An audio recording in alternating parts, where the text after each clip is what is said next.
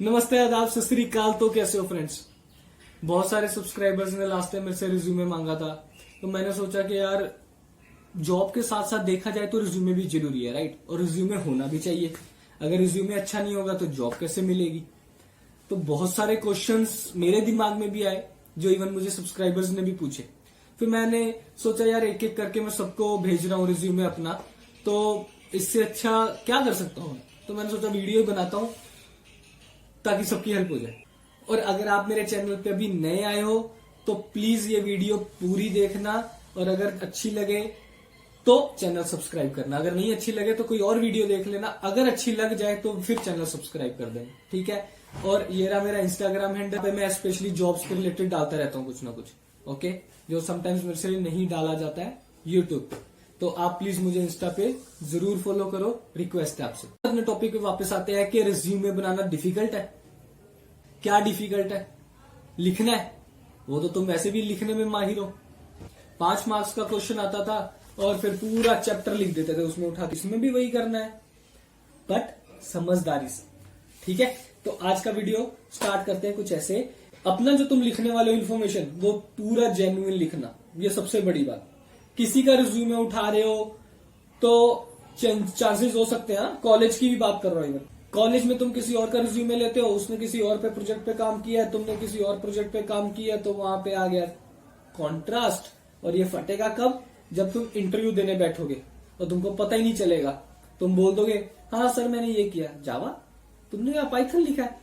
Oh sorry sir, पकड़े गए, reject एकदम से। तो नकल अक्ल से वो मारनी जरूरी है। नेक्स्ट इंपॉर्टेंट पॉइंट आ गया, रिज्यूमे का सर फॉर्मेट दे दो। मेरे अकॉर्डिंग अभी तक का मेरा एक्सपीरियंस रहा है, फॉर्मेट नो डाउट इंपॉर्टेंट है, बट इतना भी इंपॉर्टेंट नहीं है कि उसके बिना तुम्हारी नौकरी नहीं लगेगी। तुम कोई भी फॉर्मेट उठा लो, सब चलता है। एक सिंपल सा एग्जांपल देता हूं।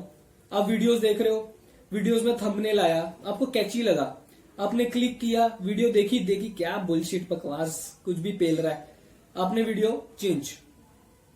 क्यों? आप वो बोल रहे हो कि आप कन्विंस हो गए थे कि यार ये वीडियो अच्छी होगी बिकॉज ऑफ थंबनेल।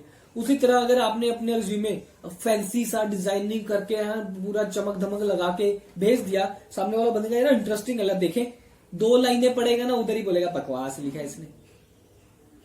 तो प्रेजेंटेशन से ज्यादा कंटेंट भी इंपॉर्टेंट है, उधर बकचोदी नहीं पेलनी, ठीक है? फिर कुछ लोग बोलते हैं कि सर मेरा रिज्यूमे तो शॉर्टलिस्ट हो गया था, मुझे एचआर का कॉल आ गया था, इंटरव्यू भी शेड्यूल हो गया, पहले राउंड में रिजेक्ट कर दिया सर। सर क्या हो गया? बताऊं क्या हो गया? एक, वैसे तो बहुत सारी टिप्स होती हैं, पैराग्राफ में मत लिखो, पॉइंट्स में लिखो। सेकंड पॉइंट क्या है कि भाई जो तुमने लिखा है वो तुमको पता भी होना चाहिए। प्लस अगर तुमने भर भर के लिख भी दिया तो तुमको बताना भी आना चाहिए, क्योंकि यहां पे लिखने से ज्यादा प्रेजेंट करना इंपॉर्टेंट है। कॉलेज में जितना तुम एग्जाम में ज्यादा लिखते थे, ज्यादा मार्क्स आते थे। टीचर तो वैसे भी नहीं पढ़ता था, सेम फॉर्मेट इधर ही है। इधर ज्यादा लिखोगे वो इंटरव्यूअर तो वैसे भी नहीं पढ़ेगा, ऊपर से इधर मार्क्स कट कर देगा, बोलेगा टाइम नहीं है मेरे पास। समझ गए? तो इसका सोल्यूशन क्या है कि रिज्यूमे में क्रिस्प इंफॉर्मेशन लिखो इन बुलेट पॉइंट्स। और जब इंटरव्यू क्वेश्चन पूछे रिज्यूमे, तो वो देखकर तुमको देखने वाला कि हाँ भाई मैं इसका इंटरव्यू लूं या ना लूं, ताकि एचआर को भी बोले, है ना, कि भाई हाँ ये ठीक है ले लो। या फिर एक रिज्यूमे होता है रिटर्न पेपर, जो एक मैनेजर या फिर आफ्टर इंटरव्यू या बिफोर इंटरव्यू एचआर को कन्विंस करता है कि ये देखो भाई इसका रिज्यूमे अच्छा है। ओके? अगर रिज्यूमे अच्छा नहीं होगा तो फिर कन्विंस किसी को कैसे करेगा? क्योंकि नेक्स्ट तो आ गया आपका कम्युनिकेशन, जो आपका इंटरव्यू होने वाला है, उसमें तो आप पेलने वाले हो। और मैं उसमें बोलता हूं भर भर के पेलो, जितना पेल सकते हो, ठीक है? उसकी टिप्स मैं बाद में देता हूं, अभी रिज्यूमे की बात करता हूं। मतलब मेरे कहने का मतलब है सिंपल भाषा में रिज्यूमे में क्रिस्प इन्फॉर्मेशन लिखो, बट जब इंटरव्यू देने का टाइम पे है तो एक्सपैंड कर करके बोलो, उधर डिटेल में। रिज्यूमे में सिर्फ समरी, समझे? अभी चलते हैं सीधा मेरे रिज्यूमे पे, वहां पे हम डिस्कस करते हैं कि इस चीज का क्या इंपॉर्टेंस है, ये लिखना जरूरी है या नहीं लिखना जरूरी, ठीक है? अभी मेरा आप रिज्यूमे देखोगे लाइव। सबसे पहले आया आपका नाम, फिर आपका आया मोबाइल नंबर। मोबाइल नंबर अगर आपके पास 2 है तो दोनों डाल देना। कई बार क्या होता है एक नंबर पे आपका कॉल नहीं लगता है, या नॉट रीचेबल होता है, या स्विच ऑफ होता है, ताकि आपको इंटरव्यूअर या एचआर जो भी है वो आपको कॉल कर सके। और ध्यान रखना है बात, कई बार लैंडलाइन नंबर से कॉल आते हैं जिनको हम स्पैम में डाल देते हैं या फिर इग्नोर मारते हैं। इग्नोर नहीं करना चाहिए। और when you are really looking for a job, इसलिए उठा के कट करना is better option rather than ना उठाना, क्योंकि ये हो चुका है मेरे दोस्तों के साथ, ओके, मेरी वाइफ के साथ, ठीक है। फिर आया ईमेल। ईमेल भी दे सकते हो, प्लस लिंक्डइन आईडी भी डाल सकते हो। कुछ लोग अपना हैकर रैंक या कोड शेफ की भी वो भी डाल देते हैं कि भाई ये मेरी प्रोफाइल है। नेक्स्ट पॉइंट आया ऑब्जेक्टिव। ऑब्जेक्टिव इतना जरूरी नहीं है, कोई नहीं पढ़ता, कहीं से भी उठा के पेल देना, ठीक है। जैसे मैंने लिखा, to work in a challenging environment where all my skills and efforts can be explored and to adopt my self in different fields where I get the opportunity to make significant contribution for the growth of self and the organisation. वैसे भी सामने वाली company ने अपने हिसाब से तुमसे काम तो करवा ही लेना है, इसलिए तुम अडॉप्ट करना चाहो या ना करना चाहो, सामने वाली तो करवा ही लेगी अगर तुमको सैलरी चाहिए तो, और तुमको करना ही पड़ेगा, ये भी बात सुन लो। इसलिए इधर तो मुझे लगती है बकचोदी, ठीक है। फिर नेक्स्ट आया समरी। अभी समरी कुछ लोग लिखते हैं, कुछ लोग नहीं लिखते। मैं इसलिए लिखता हूं क्योंकि इसमें मैंने सिर्फ समरी में मैंने पूरा रिज्यूमे इधर लिख दिया, सिंपल सी भाषा में बोलूं। एग्जाम्पल, मुझे 6 साल हो गए इस टेक्नोलॉजी पे, करंटली मैं किस पोजीशन पे हूं वो डाल दिया, और किस चीज में मेरी महारत है, कौन सी टेक्नोलॉजी में। जैसे मैंने इधर डाल दिया data collection label printing system, इसमें मैं मतलब अभी कह सकते हो चैंप हूं, क्योंकि मैं पिछले 4 साल से इसी पे ही काम कर रहा हूं। नेक्स्ट मैंने पॉइंट लिखा, intermediate knowledge of purchase, sales, manufacturing cycles, interfaces, programs, flow, QC which is called as QD, cloud, EDI, triggers and Honda package, जिनकी मुझे एटलीस्ट बेसिक नॉलेज से थोड़ी सी ज्यादा है, उनके बारे में भी मैंने इधर डाल दिया, ठीक है। फिर बेसिक नॉलेज, अभी मुझे जिसकी सिर्फ बेसिक नॉलेज है, मतलब हाँ मैंने थोड़ा सा काम किया है इसके ऊपर, मैं इसमें भोंदूलाल नहीं हूं। मुझे अगर कोई बताएगा, बात करेगा, मेरे सामने बैठ के डिस्कशन करेगा, तो मैं समझ जाऊंगा कि क्या टॉपिक पे और क्या इसमें बात हो रही है, ठीक है। फिर उसके बाद ये तो स्टेटमेंट कॉमन सी बात है, requirement gathering, development, go live support, testing and deployment of progress for GL programs. ये साइकिल जो होता है ये एसडीएलसी साइकिल है जो हर जगह होता है, करेक्ट है। फिर आया प्रोफेशनल अवार्ड्स एंड रिकॉग्निशंस। ये यहां पे भी डाल सकते हो या थोड़ा सा नीचे भी डाल सकते हो, बट ये भी सेमी इंपॉर्टेंट है, ओके। सेमी इंपॉर्टेंट इसलिए क्योंकि ये आपने कुछ हटके काम किया एज अ प्रोफेशनल लाइफ में, ठीक है। तो मैं इसको 70-80% इसको तवज्जो देता हूं। कैसे? जैसे मैंने लिख दिया भाई मुझे क्यूएडी 2020 की कंट्रीब्यूटर अवार्ड मिला, जो साल में सिर्फ एक ही बार मिलता है, ठीक है। तो ये बहुत बड़ी बात हुई ना, इसलिए लिखा। Champions award in 2021 for solving critical issues of विस्टियन। विस्टियन की तरफ से मुझे एप्रिसिएशन आया था कस्टमर का, क्योंकि मैंने देर रात बैठ के उनका काम खत्म कर दिया था। फिर स्टार टीम अवार्ड मिला और अप्लॉज अवार्ड मिला। अभी मैं कल को इंटरव्यू में बैठूंगा तो डेफिनेटली मुझे इंटरव्यूअर पूछेगा कि भाई ये अवार्ड क्यों मिला तुमको, बेसिक क्वेश्चन वही पूछेगा ना, क्यों मिला, क्योंकि यहाँ पे तो मैंने एक्सप्लेन किया नहीं। तब आएगा बोलने का मजा, क्योंकि वो पूछेगा क्वेश्चन, तब मैं बताऊंगा अपने बारे में, समझे। फिर नेक्स्ट आया एक्सपीरियंस, जो हर कोई लिखता है और हर किसी का होता है, ठीक है, फ्रेशर का नहीं होता है। तो फ्रेशर के सेक्शन में यहां पे एक्सपीरियंस नहीं आएगा, क्या आएगा बेटा, प्रोजेक्ट्स, मिनी प्रोजेक्ट, आपका फाइनल ईयर का प्रोजेक्ट, या फिर आपने कहीं और इंटर्नशिप, करेक्ट, इंटर्नशिप आएगी, या फिर आपने गिटहब या फिर कहीं लीड कोड कहीं और से आपने कुछ प्रोजेक्ट्स बनाए हैं, वो हो गया, ठीक है। सबसे पहले आएगा यहाँ पे डेट, फिर तुम्हारा डेजिग्नेशन आएगा, क्या रोल था तुम्हारा, फिर उसके बाद तुम की पॉइंट्स में स्पेशल पॉइंट्स लिखो जो तुमने उस टाइम पे किया, ओके। और मैंने जैसे लिख दिया डेटा कलेक्शन पे काम किया एलपीएस, और फिर कार्डेक्स पे काम किया विच is called which uses rest API. फिर मैंने क्यूसी हैंडल आउटेज भी किया।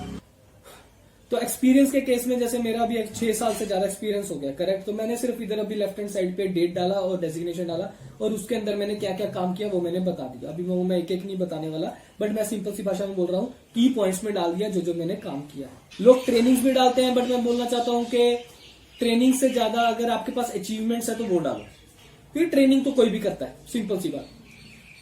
ट्रेनिंग लेना और अचीवमेंट कुछ करना, एग्जाम क्लियर करके कुछ हासिल करना, दैट इज इंपॉर्टेंट। ट्रेनिंग क्या है, ट्रेनिंग में बैठा कुछ भी है, पार्टिसिपेशन है, दैट डजंट मेक सेंस। हाँ, कुछ कंप्लीट किया, एग्जाम दिया था, तब मजा आएगा लाइफ का, समझे।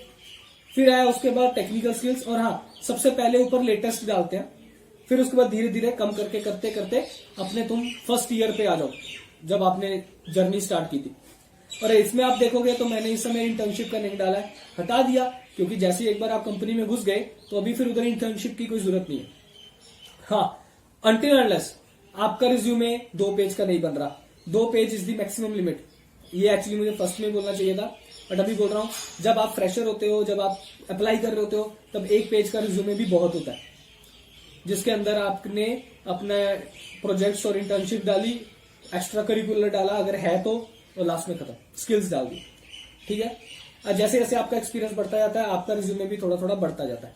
बट मैं क्या करता हूं, मैं मंथली या मतलब 2-3 महीने बाद जाके ना अपना एक बार रिज्यूमे रिविजिट कर लेता हूं कि अगर मुझे कुछ अच्छा अवार्ड मिला था उस टाइम पे, मैं वो ऐड कर दूं, और कुछ जो कम, उससे जिसकी कम इज्जत है वो निकाल दूं। ठीक है, तो ये हो गया। फिर धीरे धीरे मैं बोला कि हम अपने ओरिजिनल फर्स्ट ईयर पे आ जाएंगे। अगर इंटर्नशिप आपकी उस टेक्नोलॉजी के ही रिलेटेड है जिसमें आप अभी काम कर रहे हो तो डाल दो, नहीं तो जरूरत नहीं है। फिर टेक्निकल स्किल्स में जैसे मैंने डाल दिया है ना, कि मुझे डीबी की नॉलेज है, थोड़ा ओएस पे भी काम किया, लिनक्स पे भी काम किया है, और ये क्यूएलडी के ये प्रोडक्ट पे काम कर रहा हूँ। एजुकेशन भी हम सीक्वेंस में डालते हैं, सबसे ऊपर जो डालते हैं लेटेस्ट डालते हैं, विच इज कॉल्ड इंजीनियरिंग, या आपने बीसीए एमसीए जो भी किया होगा वो सबसे ऊपर आएगा, एमटेक वो सबसे ऊपर आएगा, फिर एमटेक के बाद बीटेक, फिर आएगा +2, फिर आएगा 10। जैसे जैसे आपका एक्सपीरियंस बढ़ता जाता है ना, तो ये 10th और 12th की इज्जत भी चली जाती है, कॉलेज की भी इज्जत काइंड ऑफ चली जाती है धीरे धीरे, क्योंकि आपके पास अभी एक्सपीरियंस आ जाता है। ठीक है, बहुत कम मैंने देखा है कंपनीज होती हैं जो फिर आपके ये मार्क्स की तरफ ध्यान देती है। हाँ, year gap is different thing, but ये मार्क्स की तरफ इतना ध्यान नहीं देती। तब शायद आपका 60 ना भी हो तो शायद चल जाता है, अनटिल अनलेस जॉब डिस्क्रिप्शन में ना लिखा हो। ओके मैंने मोस्ट इंपोर्टेंट चीज मिस की थी ऊपर, वो मैं दोबारा बता रहा हूं। ऊपर अगर जैसे गया, जॉब डिस्क्रिप्शन जो आता है वो आपका समरी के साथ मैच होना चाहिए। नहीं हो रहा तो सोचो कि जो जॉब डिस्क्रिप्शन में आया है, जेडी जिसको बोलते हैं, वो उसके जो पॉइंट्स है वो मेरे समरी में है या नहीं, तो वो डाल दो। ये इंपॉर्टेंट पॉइंट रहेगा आपके लिए, टिप है।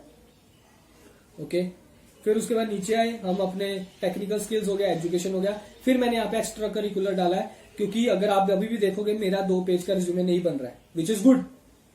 तो मैंने इतने सारे एक्स्ट्रा करिकुलर डालकर भी मेरा अभी भी पेज बच रहा है, तो इसलिए मैंने एक्स्ट्रा करिकुलर डाला हुआ।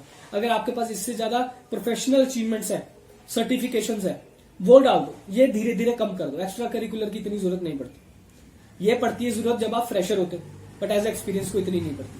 हमारे क्यूएडी जब ईयर प्रोग्राम्स होते हैं ना, तो उसमें मैंने पार्टिसिपेट किया था, एडमेड शो, उसमें फर्स्ट प्राइज आ गया। फिर फुटबॉल का चैंपियनशिप हुआ तो गोल्डन बूट मिल गया।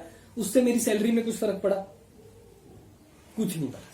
बस एक रिकग्निशन हो गया, लोग जानते हैं कि भाई ये थोड़ा सा बंदा इंटरेस्टिंग है, ये थोड़ा सा हंसमुख है, ये थोड़ा सा सोशल पर्सन है, बस इतना ही होता है। सैलरी के ऊपर कोई फर्क नहीं पड़ता। ठीक है, फिर लास्ट में आया पर्सनल डिटेल्स, जिसमें आपका नाम, आपकी नेशनैलिटी, जो पता ही आपको इंडियन ही हो, आप कौन सा बांग्लादेशी हो जो इधर आके काम करोगे ना। ठीक है, तो आपकी नेशनैलिटी, आपका नेम हो गया और आपका एड्रेस हो गया, सिंपल सी बात। और लैंग्वेजेस मैंने लिखी है मुझे कौन कौन सी आती है, ताकि मैं अगर किसी और सिटी में अप्लाई करता हूँ, जैसे महाराष्ट्र में, तो वो देखते हैं कि यार इस बंदा यहाँ की, बहुत कम जॉब्स में होता है, आईटी में तो होता नहीं है। मैंने पहले ही बोला था, आईटी में सिर्फ इंटरव्यू में इंग्लिश तक लिमिट है। उसके बाद घुस गए तो आप फिर हिंदी लैंग्वेज पे ही आ जाते हो। बहुत होता है कन्वर्सेशन जब लंच टेबल या डिनर टाइम पे, या हम कहीं बाहर आउटिंग करने गए, तब हम वहां की लोकल लैंग्वेज यूज करते हैं, तब आनी चाहिए, नहीं तो फिर आप लोकल लैंग्वेज लोगों के साथ मजा कैसे लोगे, इसलिए थोड़ा सा इंपॉर्टेंट हो जाता है। ठीक है, तो ये था ओवरऑल स्ट्रक्चर मेरे रिज्यूमे का। अगर आपको पसंद आया है तो प्लीज चैनल सब्सक्राइब करो। अगर आपको कुछ लगता है कि कुछ और बताना चाहिए तो वो भी जरूर मुझे मेंशन करो, मैं डेफिनेटली वो भी ऐड करूंगा। ठीक है, और ऐसे ही प्यार देते रहो और चैनल सब्सक्राइब करते रहो और हंसते रहो, हंसाते रहो और देखते रहो मेरी वीडियोस। Bye bye.